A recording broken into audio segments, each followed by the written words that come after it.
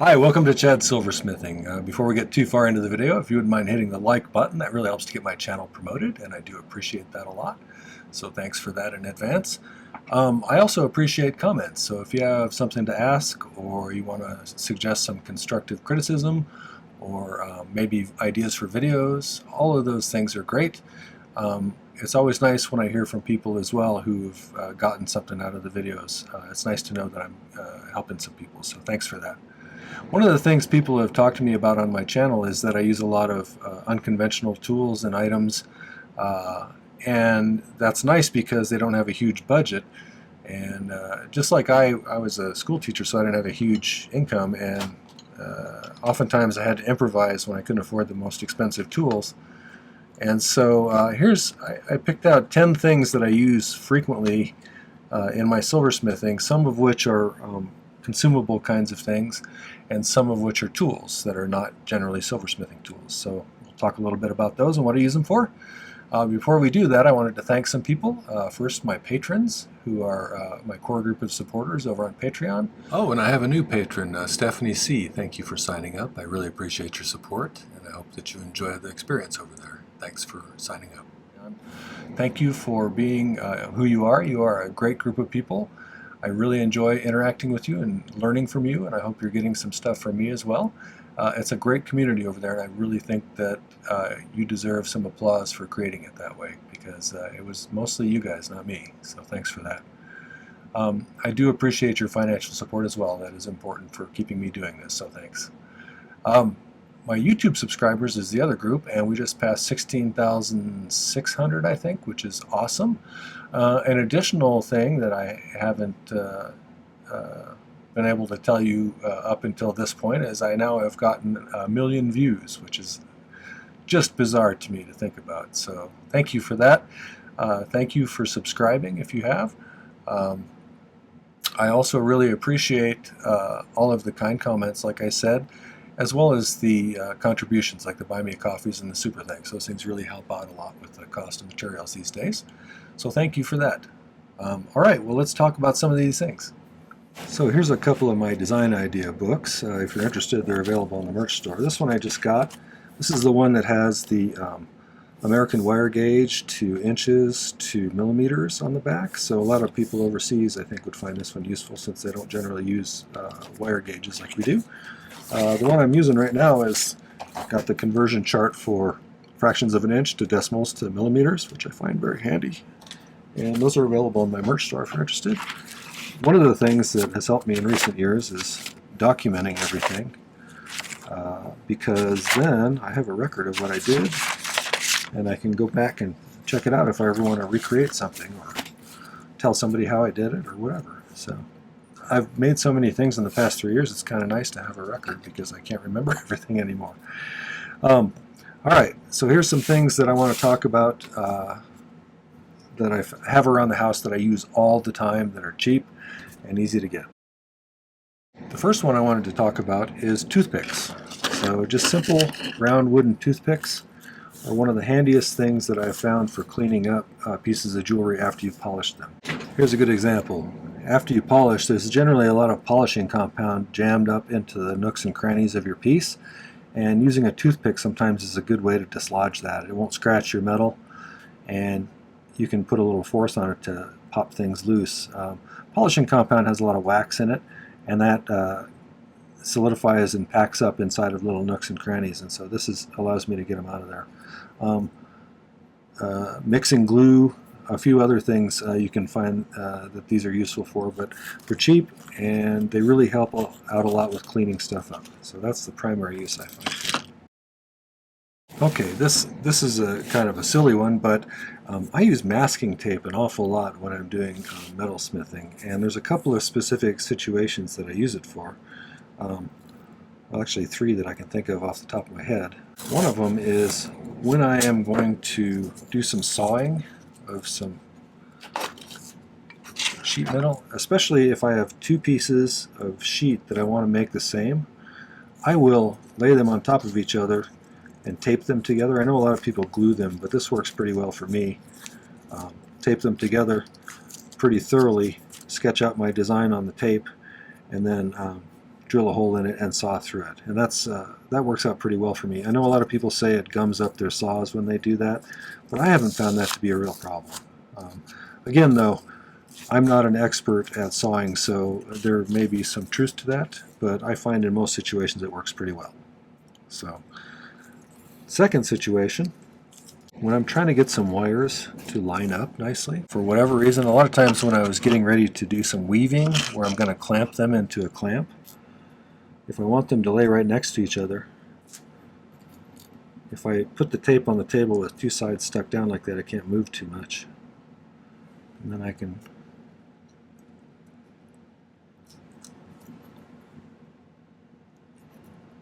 line up my wires like this.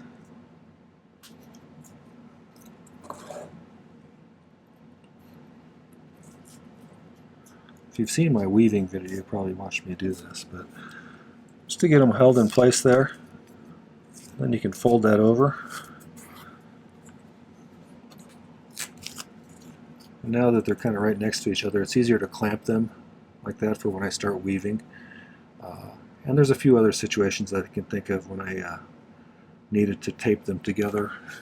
So I made this bracelet with a little twisted cage with a bit of amethyst, a little amethyst ball in there. And one of the things I had to do was get all of these wires fed inside of a tube on either end. And in order to get them all lined up the way they wanted, I taped them together first so that they would sit right and slide right into the tube. That was another situation kind of like this where I used that. The third is when it's time to flatten some balls and I want to hammer this flat. If I don't want it to go shooting across the room when I hit it with a hammer, which with me is about 50% of the time, I tape it down like this, and I can at least get it started.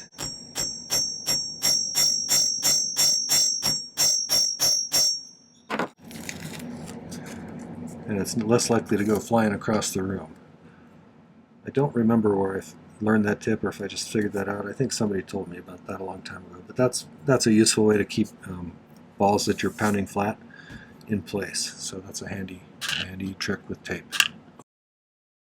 Number 3 are wooden cotton swabs. Okay, not only are these useful for cleaning just like the toothpicks are, but if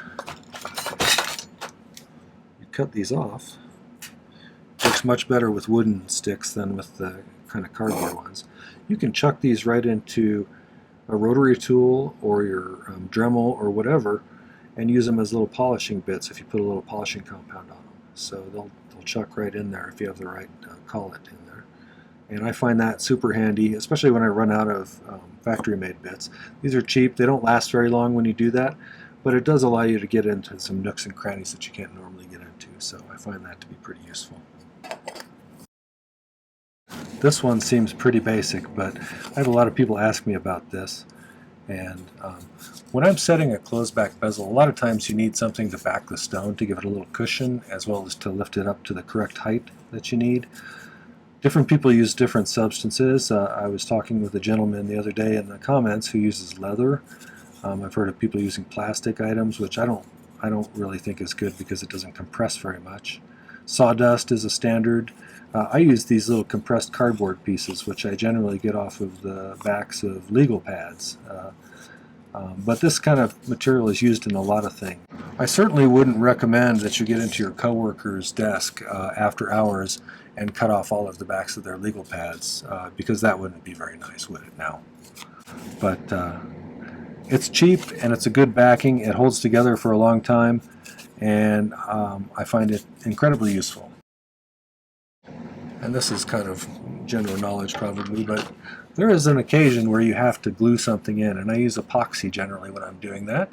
A good example of that would be this kind of stone disc ring that I made the other day, and it doesn't have a bezel or anything, so I wanted to epoxy it in there in between this bar and the platform that I made for it.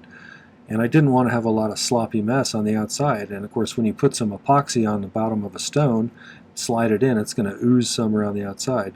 So If you have fingernail polish around, that's a great solvent for epoxy. So it's nice for cleaning up the excess and stuff. So that's handy to have around. So I find that having a round pencil or a pen in a similar size diameter is super handy to have around and easy to obtain for making ear wires. I'll quick make an ear wire here, one type, but if you're interested, I have a video that shows a whole bunch of different kinds. But this is how I shape the hook that goes through your ear with a pencil. And so let's start. I'm going to make a little loop on one end here for where I would hook my earring on. Okay. Well, here's an old little earring. Okay.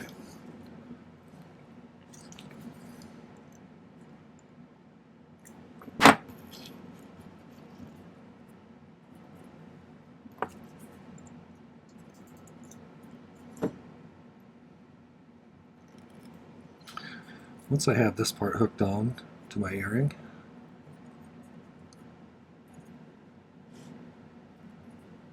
and everything's polished up, and I go to shape my ear wire,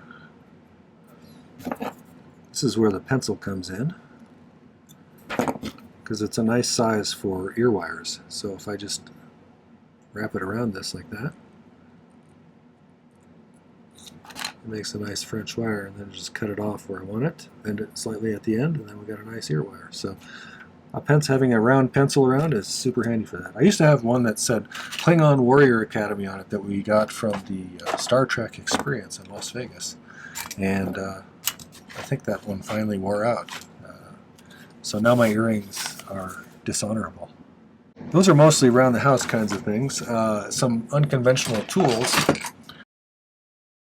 One of the things I didn't have when I first started doing this was some draw tongs, and so a simple replacement for that is some vice grips. If you have some vice grips laying around, you can get these at a flea market for $3 probably or less.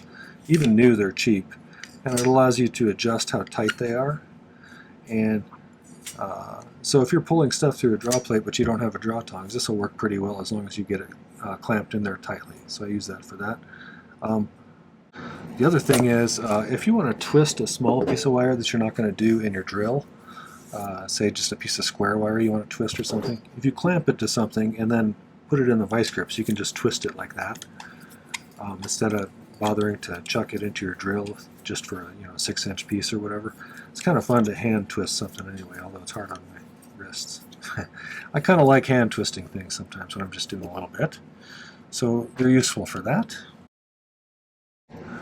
These are normally used for wood stuff, not always, but C-clamps.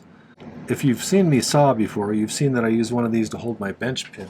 It's getting to be about time to make a new bench pin, but I have a homemade bench pin that I just clamp to the edge of my counter like this, and so I use those for that.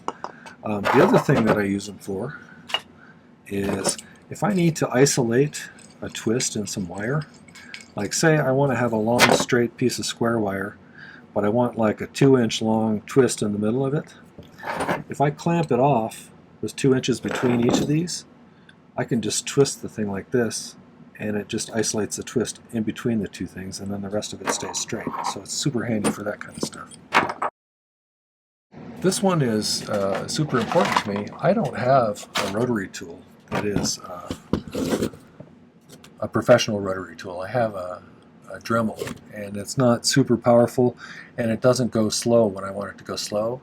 And so oftentimes, especially if I'm drilling a tiny hole with one of those super tiny bits, if I try to use it in my Dremel, the bit breaks so easily because it spins so fast, and I end up breaking tons and tons of bits. And so a workaround that I found, since I don't have that the fancy rotary tool, is just an electric drill. And I got myself one of these smaller chucks because there's a limit to how small of a bit you can put into this. But if you have one of these in here, you can get it right down to completely closed on the chuck, this portable chuck that you chuck into your other chuck. How much wood could a woodchuck chuck if a woodchuck could chuck wood? The good thing about this is it allows me to go slow and adjust the speed. So as long as I have a pretty steady hand, I can drill pretty well with tiny bits. It's not as good as a rotary, a fancy Fordham rotary tool or something like that. However, it's a good workaround and it comes in pretty handy. The other thing that I use it for is primarily is when I want to twist a whole bunch of wire together. And I have a video about this from way back when. You just chuck your wire, you double your wire, hook the end over a nail in the wall or have somebody hold it in a pair of pliers and chuck the two ends into your chuck and then spin it and it twists it up really nicely. So that's a handy way to do that and easy, and you don't need any special tools for that. I think they actually make tools for twisting wire, and it's like you can just chuck it into your drill. This isn't really a household item, but this is one of the things people ask me about pretty frequently, so I thought I'd throw it in here. Some of my stones, if they're reasonably hard, I will keep in these little candy vials. I think they were candy vials. And my wife found them somewhere online. And if you have a whole bunch of the same kind of stones, as long as you're not carrying them around and transporting them so they bang into each other a lot, this is a pretty efficient way of keeping track of them. So, again, if I was going to travel with them, I would pack some cotton or some tissue paper in there so they couldn't move around. Generally, if I'm just in my shop here and I'm going to keep them stored, it's a good, convenient way to have some stones. So I'm curious, I know there's a lot of really clever people out there, because I've learned some things from them.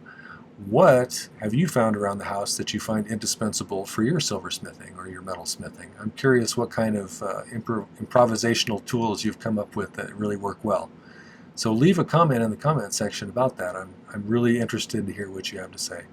So hopefully this was helpful and you picked up something useful from it. See you on the next one. Hope that gave you some ideas for some of the things around the house you can use. Every once in a while somebody tells me something really clever that I never thought of, and some of these were that way, particularly the Q-tips in the rotary tool, because I never ever thought of that. But there's always a place where you can't get into with some of the tips that you have, or you're out of the kind of tips you can get into. And so stuff like that people come up with all the time and are very clever. So kudos to whoever told me that. I don't remember exactly, but I appreciated that. That was a good tip. If you enjoyed this, make sure to hit the like button before you leave. And I'd love it if you went over to the main channel page and checked out some of my other videos. I have a ton of content. I have 420-ish videos nowadays, I think. I'm getting to the end of my third year of doing the YouTube channel. And there's tons of content there. So lots of stuff for different skill levels and lots of projects. If you want to check out some ideas for projects, there's plenty to do over there. Watch a few videos, come back and subscribe to my channel if you haven't yet. The other thing is hit the video description down below. There's links to my merch store if you want to get yourself either my ebook or one of those design idea notebooks or one of those new cell phone covers that we just added. Those are kind of neat, and there's some pretty designs on the back that are mostly stone-based, different minerals and things like that. So there's some pretty cell phones there. Although there's my favorite one, the pickle one, which I'm probably going to order for myself. Don't forget to check out the link to Patreon if you're interested in that community and finding out how to become part of that. I'd love to have you over there too, so it's a great place. Thank you again for coming. Take care. Happy silversmithing.